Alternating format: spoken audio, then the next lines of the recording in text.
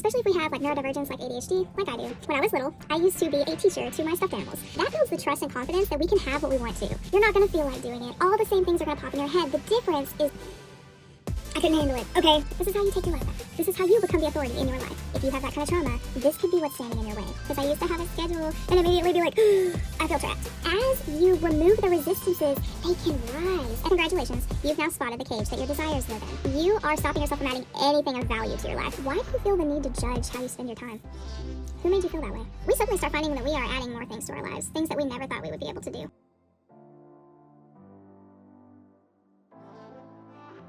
Welcome back, guys. My name is Crystal and this is Saturn Returns, and here we talk about healing in ways that are easy to understand, digest, and apply. And today we are talking about knowing what you want, even going towards your purpose, what that might look like for you. Now, this will be different for everyone. However, I have some tips and tricks that will help you decipher and unlock and dig and figure out what those are. Now, today's video is going to build on top of the video we had last week on consistency and discipline. If you haven't seen that one, I highly recommend that you go back and watch it, because today's video is going to build on that one. There will be some repetition for those who haven't seen the last video, but we'll keep that brief in the ways that it's relevant to today's topic. It is necessary to go over some of it again, and that will help the brain recall it, remember it, and identify it as well. When we hear something more than once, it allows us to trust it, but also recall it. Now, if someone were to come to me and tell me, I don't know what I want to do with my life, I don't know what my purpose is, I don't even know what I want, I'm going to tell them, you actually do know what you want. Your brain just gives you 50 million reasons why you can't do it. But I'm going to give you the steps today and the process to help you understand how to dig a little bit deeper and find what it's trying to tell you. So the first step of knowing what you want is to start acting on the little whims that you have all throughout your day. All the things that pop up that you want to do. This is you wanting to do the thing. But I want you to stop and notice how sometimes immediately it gets squashed. Just immediately. That's going to take too much work, too much effort, too much time to set up. Again, this goes back to the last video. You're seeing the time and the effort rather than the outcome, which would bring you joy and happiness. That builds the trust and confidence that we can have what we want to. I want you to understand that even when you go after these little things, you are showing yourself that you can have what you want. And this is absolutely pivotal in being able to access those bigger things that are a bit more fragile and have more wounds surrounding them, okay? Like your dreams and your hopes and your purpose. Because if you shut down, when you want to just get up and get some ice cream, you want to do some painting, you want to do whatever hobby you have, if you shut that down before it even gets a chance to happen, you're not going to go after your hopes and dreams. You're not going to go after your purpose.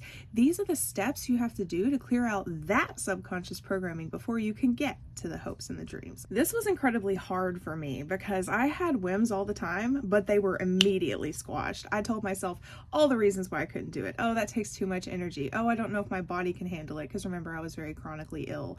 And I just never went after what I wanted. And I was miserable. Oftentimes, especially if we have like neurodivergence, like ADHD, like I do, we're oftentimes shutting ourselves down from even doing the thing. And a huge thing, which we talked about in last video, so if you haven't seen it, go back and watch it.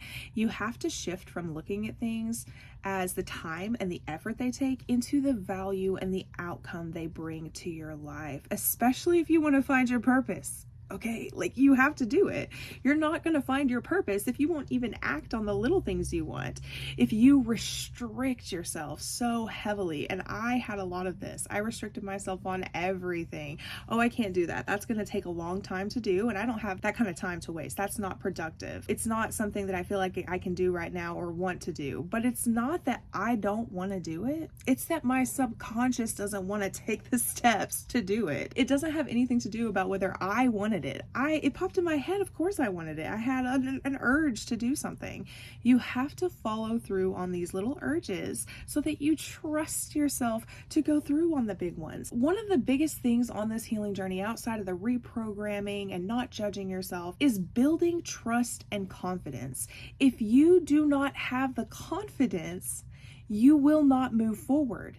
And you get the confidence by taking the little steps, even if there's resistance or fear. There's always going to be resistance and fear. They're not going to go away. Are you going to allow it to stand in the way of you and the life that you want? You gain the confidence when you take hard steps. This is how we learn to believe in ourselves. This is how we learn to believe we can have what we want. So I want you to first take those little steps. When you have a whim pop up, do it. You're not going to feel like doing it. All the same things are going to pop in your head. The difference is how you look at it. You now know it's not that I don't want to do it. My subconscious doesn't want to do it. And we're changing that because we want to get to the life that we want. So I want you to stop in that time, do some reprogramming, and get up and do it anyway. This is how you take your life back. This is how you become the authority in your life. I can testify that it works. I have learned to trust myself so much more, and I have learned how incredibly important it is to trust yourself. Now, I'm going to give you some tips and tricks that might clue you in on what your purpose is, what you might want in this life. I want you to look back over your life experiences, okay? Your experiences, the skills you've gained, the knowledge you've obtained, the jobs you've had, all of it. It is all clues. I know this works because I found what I want, and I even just recently got insight about what I'm going to do as I accumulate my wealth, because I've been learning about these things and it popped up with dreams and things I had when I was a child. So as you remove the resistances, they can rise and there's less resistance, so you're more likely to act on them. I want you to look back over your life. This can be your homework for this week. I want you to look back over your life about the experiences you've had, the skills you've obtained. Anything in your life was not by accident. It was part of your path leading you to your purpose. We don't go through anything in this lifetime that doesn't prepare us for that purpose. So I'll give you some examples. When I was little, I used to be a teacher to my stuffed animals. I used to do it for my brother. I used to just do it when there was no one around. I would literally get up, start pointing around like I had like little blackboard and stuff, and I would teach. This is what my soul came here to do. I was also a great trainer in all of the jobs that I had. I was also a teacher's assistant. I was also the person people came to for advice. I have it here. This is what I'm doing. I'm teaching. This is my purpose. This is my passion, and it's all over my chart. I have Mercury in my 5th house, which means I love learning and I love teaching because that's the house of hobbies and pleasures. So I also noticed that growing up, I had a stepdad who was an electrician and he owned properties. Okay. And I have a lot of fortune in my 4th house of home, properties, things like that. I learned how to lay tile. I learned how to do electrical work. I learned how to paint. I learned how to do all kinds of things. And then in my adult life, I continued that with carpentry. I learned how to build furniture and things like that, make my own blueprints, all of it. And then I realized when I was younger, I used to love watching HGTV and all the makeover things. And I thought it was just for my house. I now realize I'm going to own Airbnb vacation homes that pay for themselves. Think back across your experiences. What were you into? What kind of stuff did you watch on TV? What did you learn? What did you learn when you went to college? What skills have you amassed? This is also not my first time with social media. I used to teach tutorials for one of my businesses, and I got a lot of positive feedback on them. Again, teaching. That I was good at teaching. I also had other social media, so this is not my first experience with social media, which is why I can be a lot more comfortable in front of a camera. We have experiences that lead up to our purpose. I really want you, if you have no idea what you're here to do, look back on all your experiences, your life experiences, growing up. This is even trauma, okay? Trauma, for me, I've noticed, and this may upset people, but I don't really care. I'm okay with what I went through, okay? It happened, I can't take it back. But the reality is it was the training to get to the teaching position that I am in. And I always knew as a child that I wanted to help people like me. And here I am, living my dream. It's not taken off huge yet, but I know that it will. I know that it will, because I am going to consistently show up. I will learn. I will move forward. And you will gain this confidence too. As you go after those little things that you want, you're consistent in your life. Go back and see the last video if you haven't already. But look back over your life. What experiences have prepared you? This can be the validation you need on where to take your life. It's still going to be scary. You're not going to feel ready, but you'll be able to do it. If you understand it's the subconscious programming standing in your way. And if this is your first time seeing me, go back and see my video on what it means to be the observer. That is where I walk you through all the steps of how to reprogram. And then the next video is processing emotions, which is huge. It is huge because you need brain-heart coherence to feel safe in this process to actually make it sustainable. Go back and watch those if you haven't already. Now, I want to put out a disclaimer here. I am not telling you to act on reckless or impulsive whims. Okay, ones that are safe to do so. Because as we've talked about before, if we act in a way that is reckless or dangerous, our subconscious is going to reiterate its programming that it is not safe for us to move forward, and you will find yourself falling down, feeling discouraged. Use discernment and don't act on things that are reckless or dangerous, but you need to act on the ones that are safe to do so. These are little things that come with no risk. There's not a risk. It's just time, it's effort. There's not much risk. But when you get into your hopes and dreams, there's a lot of risk. If you can't take the steps to go after the things without risk, you will not be able to take the steps that do come with a lot of risk. Your nervous system will freak out. It will not allow it. This is why there's steps we have to follow. Go back and see my structure of healing video if you want more information on that. But we have to act on the small things first. You're not just going to boom, know your purpose. You may know your purpose, but you may not be able to act on it until you've taken these smaller steps. Allow yourself to do the little things that you want. You deserve it. You deserve a joyful, peaceful life without so much resistance. It might take time and it might take effort, but I'm learning as a Gemini sun and an Aquarius moon that I need mental stimulation breaks. My nervous system kind of gets out of whack if I've spent too much time learning, too much time taking in content that is helping expand me some way, and I haven't spent any time just chilling, relaxing. I finally learned the value in relaxing. So acting on your whims could literally be taking a break and relaxing as well. Gaining that trust, that confidence, that mental rest to go after the life you want and be more productive, because rest is actually highly productive. When the whims pop up, I want you to notice any resistance that pops up to it. Because congratulations, you've now spotted the cage that your desires live in. And the only way to get to the life you want is to slowly start reprogramming those, okay? As they pop up, as you've identified them. Is it about how much time and effort it takes? Is it because it doesn't feel productive? Is it because you don't feel like it's adding any value to your life? Is it because it's not practical? Is it because you think you owe someone else your time and you're not allowed to have time for yourself? Really assess what is standing in your way, and then go back to the video on what it means to be the observer and go through the process of rewriting it. I want you to understand something here too, especially if you have ADHD and you look at the time, the effort, all the things that are standing in your way of doing the thing you want to do. You are stopping yourself from adding anything of value to your life, because most things that add value to our life do require time and effort. They just do.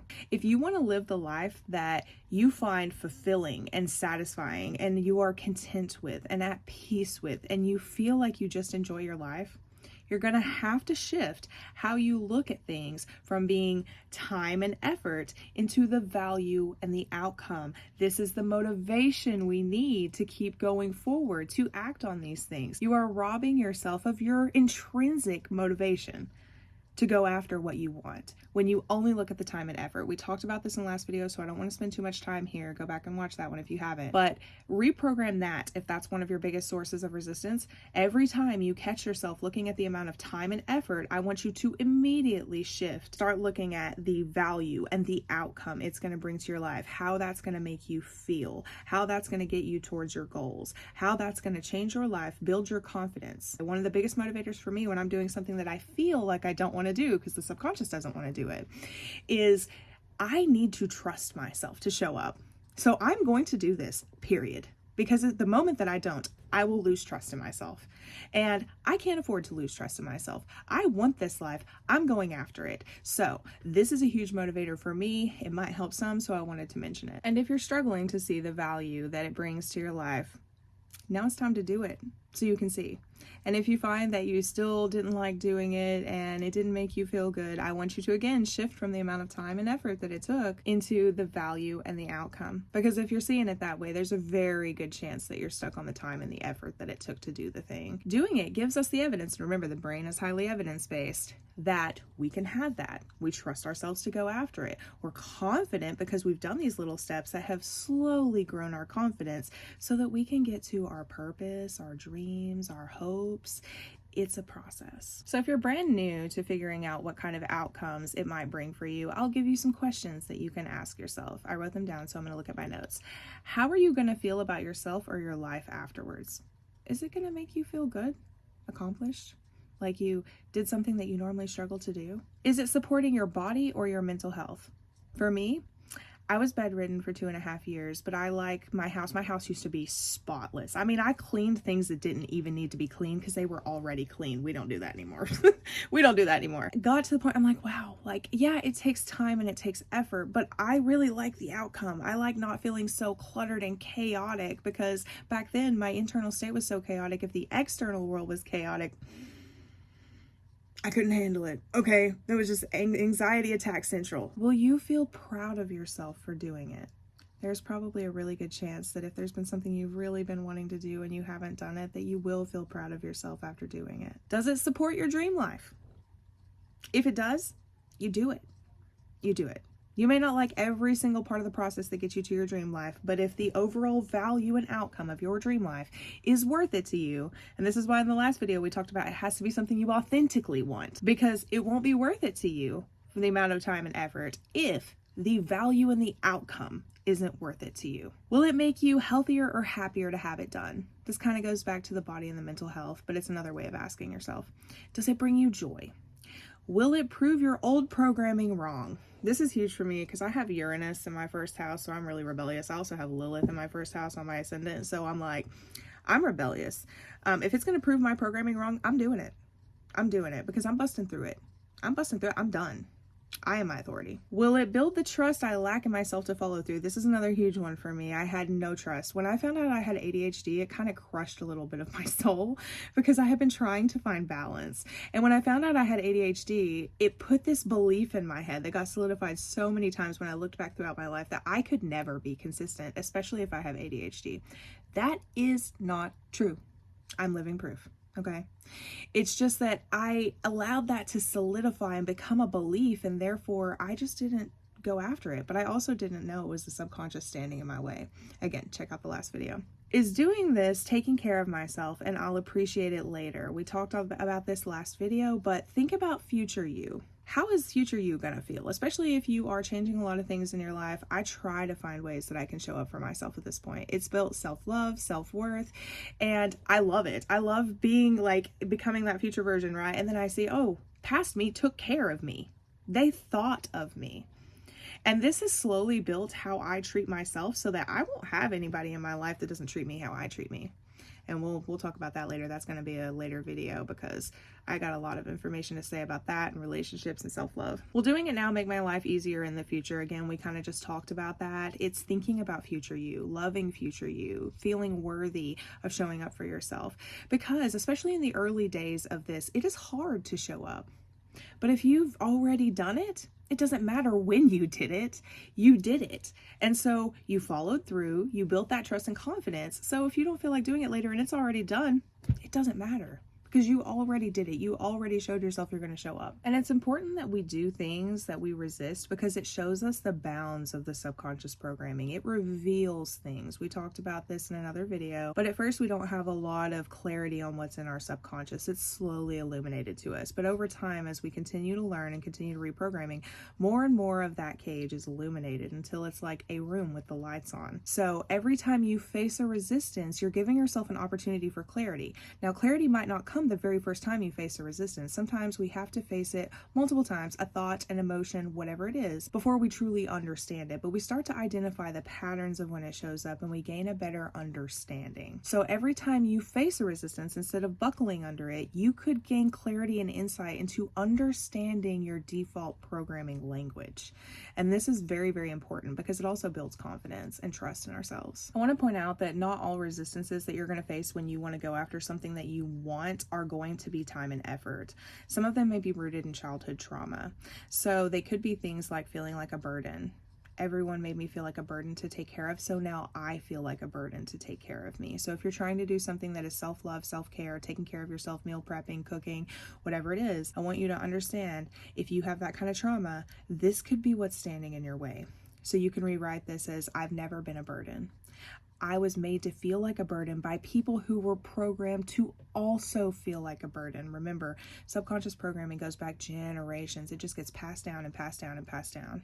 And we are the generation that is coming in, and we are breaking this cycle with Neptune and Aries. You could also have things like, I don't deserve to be taken care of because no one took care of me growing up.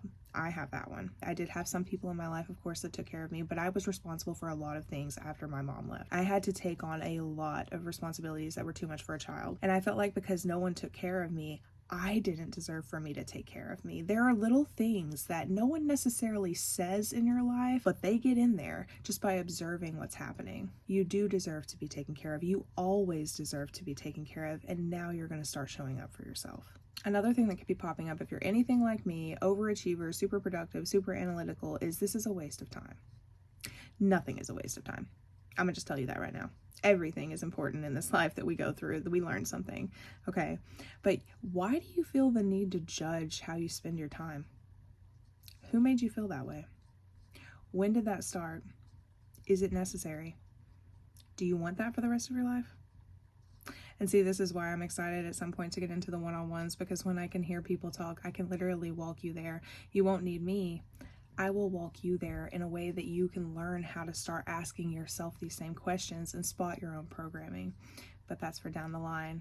If you are constantly feeling like you need to judge everything that you're doing and how you're spending your time, I know I would be so uptight if I was doing something that wasn't productive. I would be tense the whole time. My body would literally be tense. Why? That is so unnecessary. That is not the life that I want, and I refuse. And I don't find that I'm dealing with that anymore. If a resistance pops up that you're not sure what it is, just try to follow it back. What kind of trauma could make this happen? What might I have been through that could have taught me this? Parents, siblings, extended family, school, anyone in your life, jobs that you've had, people you've respected as well. You can respect someone, they can be great people, but they can still have problematic mindsets. And because we trust them and we look up to them, they get in our minds. So I really want you to look at it and go, okay, I'm feeling resistance.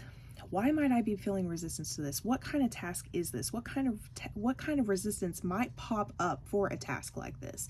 Would it be self-worth, fear of failure, fear of success even?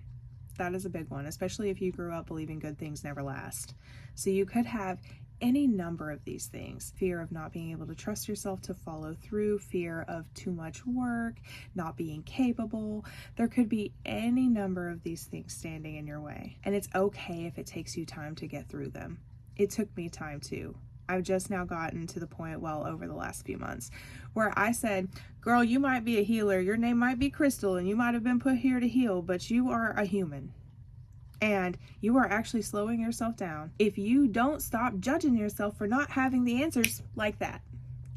And I've been hearing my own videos pop in my head anytime that I face this perfectionistic outlook, because guys, I'm still healing, but man, this month has been wild with the astrology. I've had more breakthroughs than I've ever had in my life, and I think it's because I'm taking these steps, those Aries, initiating things, showing myself I can do hard things, showing myself I can deal with the disappointment if I don't get instant gratification when somebody clicks on a video or doesn't click on a video and it gets no views. And I've been learning to let go of a lot of things. So I'm still healing, but man, this month has been challenging, but it has been a wild ride, and I have loved every second of it. So to recap, it's not that we don't know what we want. We do. It's just that we immediately push it away for one reason or 100. Okay. So this week, before next week's video, I want you to practice going after the little whims. Start little, okay? Start little. There's no rush. You are going on your soul's perfect timing. There is no rush. There were times I thought I was behind in this journey, only to realize I couldn't have even gotten somewhere until something else happened later. So it literally all happened the moment it was supposed to happen. I was on time. I was not late. You are not missing out on your purpose. I personally believe you can't miss out on your purpose.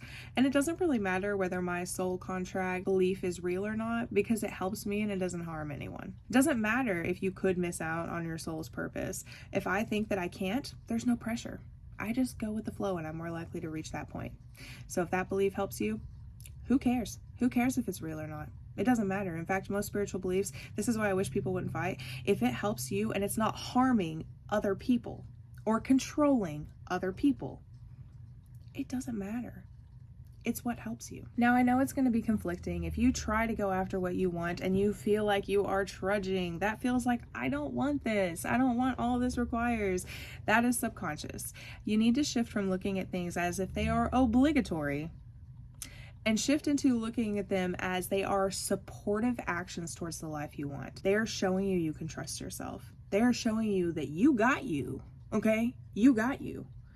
And so this is so important. And I want to point out that when we start looking at the value and the outcome that things bring to our lives instead of the time and effort, and again, that takes time, it's a reprogramming process, we suddenly start finding that we are adding more things to our lives, things that we never thought we would be able to do.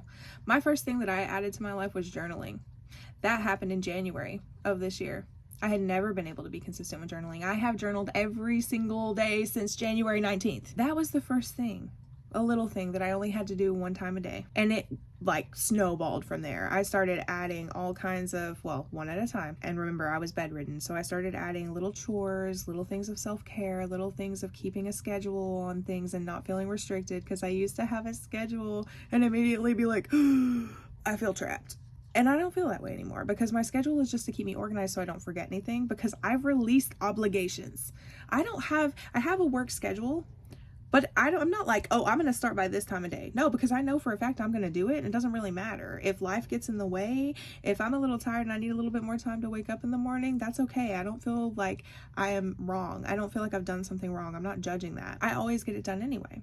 Being flexible with yourself is important in this process too. And if you find that you are unable to remain consistent with something that you're wanting to do, again, from last video, take a look at it and take a smaller step because you've tried to go too far. I hope you guys enjoyed this week's video. If you have any questions or anything you want to see me talk about, leave it in the comments below or the Google form in the description. I've enjoyed having you guys here, and please be sure to like, share, and subscribe. It would help the channel out, especially if I'm helping you. I would love to help other people. I have that Aquarius moon and I just want to help the world. Save all the babies. So, I love you guys. Bye.